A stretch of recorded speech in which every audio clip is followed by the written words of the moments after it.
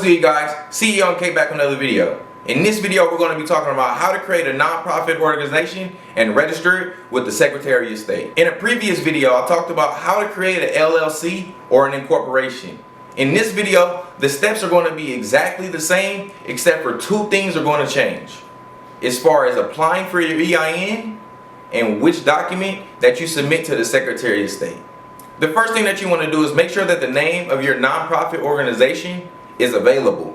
How you do this is a simple Google search. You want to type in Google business search and the state that you're in. So if you're in California, type in business search California. If you're in New York, type in business search New York. The website that you're looking for is sos.ca.gov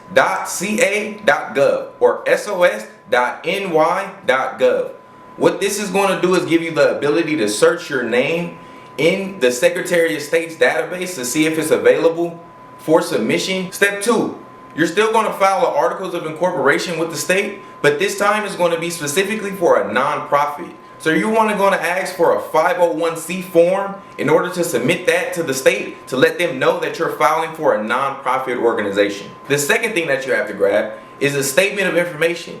They're going to want to understand what the nonprofit is about, where it's going to be located, and who are the managers and the directors of the program. The third and final step is just applying for your EIN.